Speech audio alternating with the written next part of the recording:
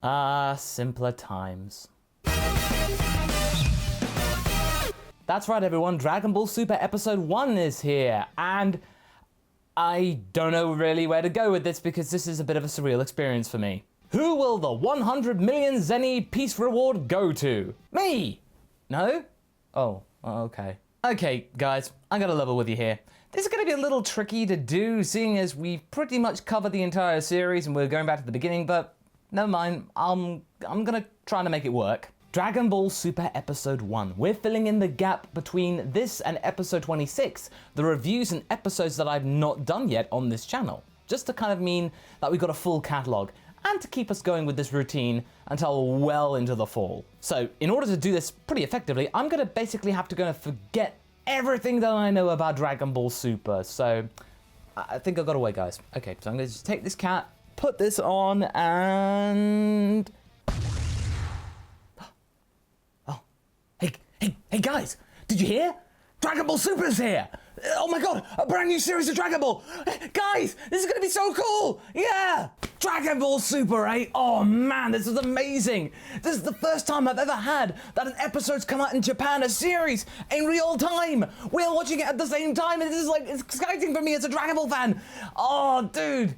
Wait, it's 2015, right? So I hear that the first couple of arcs are based around the movies that came out all that time ago. I'm not quite sure what happened in those, it's been a while. But hey, who knows? Maybe these episodes might unearth some unanswered questions from those movies. We might get some new information. Oh, that's gonna be exciting. I can't wait to see some of that. But before we begin, I'd like to say that this video is sponsored by the good people over at NordVPN, the providers of safe, private, and secure internet browsing for you and I. If you want to try it out for yourself, my 77% off for 3 years offer is still on. So just go to nordvpn.com/MASAKO for more information. So we start off the episode with some very green tinted nostalgia goggles. And I'm not kidding, it's really green. They're basically carrying on what they did with the Dragon Ball Kai final chapters thing. I mean, that makes sense really, because I think at the time, the last episode of the final chapter things came out, and then the next week it was Super, so, they were keeping up with the continuity. Kind of have to.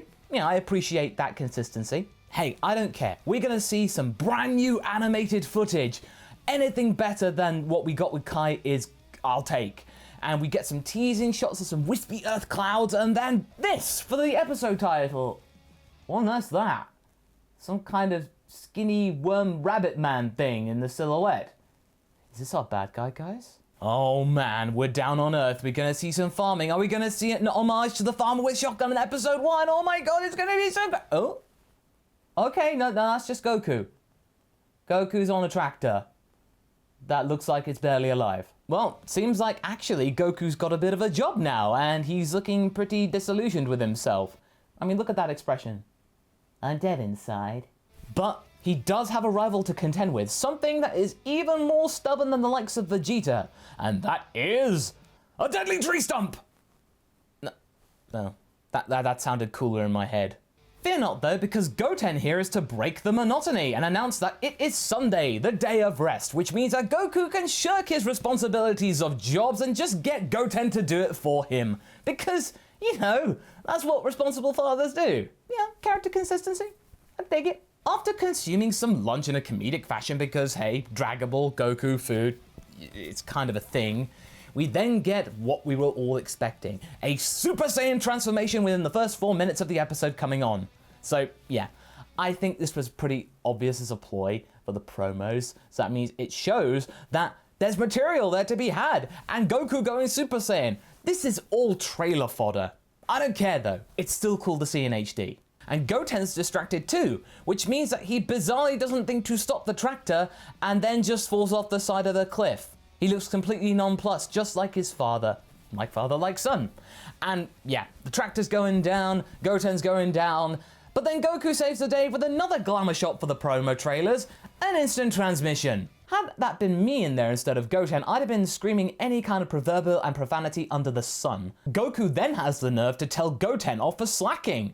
Bruh, who do you think you're talking to? So the real reason why Goku is working the fields is because Chi-Chi says that he needs to work for 6 months after Majin Buu, because that's been the amount of time that has actually passed between the Boo saga and the present day. So it seems like Goku's almost done with it, but it's still kind of weird seeing him level with his son like this, going like, look kid, I'm gonna level with you.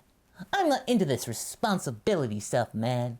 I gotta be cool with you because I know you won't tell anyone. But I mean, who's gonna notice? This is Goten, right? Sadly, that's correct. Wait, hang on, wait a second.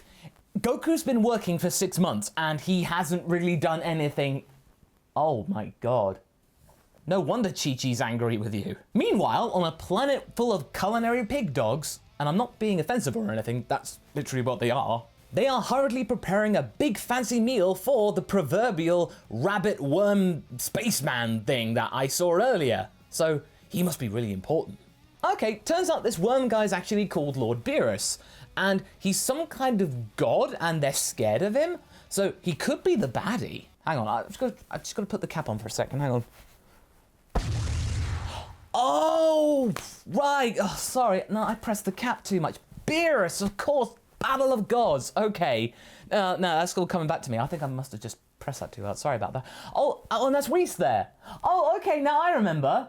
Oh, okay, oh, cool, okay, all right. Well, it's kind of weird seeing them up in a battle already. And it's also kind of weird seeing him blowing up half a planet almost immediately. How do you even do that? But, okay, that's a pretty impressive way of showing a power, if you can be that specific. Did all that because it was slightly too greasy, even though he'd enjoyed it? What? I don't understand why we're seeing this, but I'm guessing, backstory, yeah, we didn't really get any backstory, or not as much backstory in the Battle of Gods movie, so it's good to see him actually on the job when we see him. Although it is kind of sad that he's just a bit of a jerky guy instead of an enigma. It's a bit of a downer.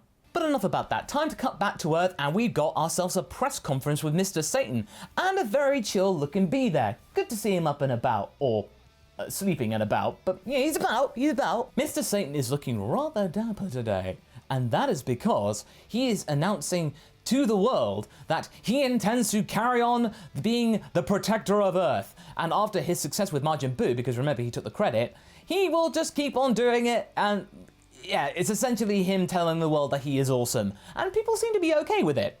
That is until Majin Buu shows up and demands food, because it's Majin Buu. And Mr. Satan manages to convince the world that Buu, instead of being an evil demon gene thing, he's actually a guy who came from the depths of space to be trained by him himself. And everybody just laps it up saying, he's the greatest in all the universe! And yeah, okay, that is pretty amusing, but I'm not gonna lie. How gullible are these people? But Vidal's not there to tell him where he is. She's busy with Gohan, and they're actually a couple, and that's really cool to see. And it seems like they're engaged, they're about to be married or something like that. But yeah, that's Vidal. I guess they're settling down, and they're not even in their 20s. I mean, it's not weird for Gohan because, you know, he's a lovable nerd, but Vidal? Really? Well, okay, maybe I'm being a little too harsh. I mean, having said that, it's good to see them both happy together. That's the main thing. But I know one guy who's not happy about this, and you can't miss him because he's green. This being the first episode, it's of course time to check out Capsule Corporation and Trunks especially. And Goten's there too. Well, it turns out that Goten wants to get a present for Videl, and he thinks that Trunks might know exactly what women want. That's kids' logic for you. You only have to be a year older than someone and you think that that person knows everything. So at first they think jewelry's the answer, so they go to a jeweler's and make some funny quips, float around saying with Trunks, that doesn't look good because I'm rich. Let's go, Goten. So they're just flying around. They have some funny yucks with people going, oh, they're flying. And then they just land and just run out of the building. I'm not gonna lie. That is a pretty neat Dr. Slump reference with Goten running like that, like a Raleigh. Then we get a couple with the guy poking a girl's cheek saying it's really soft. That's weird. Please stop. Either way, the second half of the episode is mainly dedicated to Goten and Trunks trying to figure out another way which doesn't cost as much money to get something for Videl. So they start off with cosmetics. Maybe that might be cheaper than jewelry, for example. But no, they're costing thousands of Zeni. But Trunks, you are the son of Bulma. one of the most well-known engineers on the planet, and Capsule Corporation is one of the richest companies. I think you'd have some money. Didn't you win that junior tournament like a couple of months ago? Surely you'd still have some of that money left. No? Okay? You're just being tight? All right. So what are they gonna do? Well, they're going to listen to an old man that's gyrating at a young lady saying that, I got this really cool hot spring, and I don't need your filthy cosmetics, and I'm just here for exposition purposes, and look at me bend over, ha, it's funny. So sure enough, the kids go to the hot spring based on the directions, and they actually find it surprisingly quickly. But ooh, it's full of old people, like the old man said. So Trunks immediately thinks that, no way, man, I'm too cool to say take directions. Let's go somewhere that I know where it is. So they avoid the place that they could have gone to, and then just find a random lake, just because it looks prettier. Not to mention the giant bald snake that's just patrolling around said lake. Yeah, I'm guessing we wouldn't have had a story otherwise. I mean, we could have had some comedy, but, you know, giant snake! We need some fighting in this first episode. Goten then remembers that, oh yeah, we're kids, we can do ki blasts and stuff. So they do it. But then Trunks says, no, don't do it. You might destroy everything. Trunks, give Goten a little credit here. Sure, he may be quiet, but I think he knows where not to and where to point a ki blast. But yeah, sure enough, Trunks remembers also that he can do really strong stuff and manages to push the snake back. They get the water and they head back to give it to Videl, who surprisingly takes everything like a champ. I mean, like father, like daughter, right? I really do appreciate Videl being really nice and just rolling with the punches in regards to what Goten and Trunks are doing. You know, it's nice.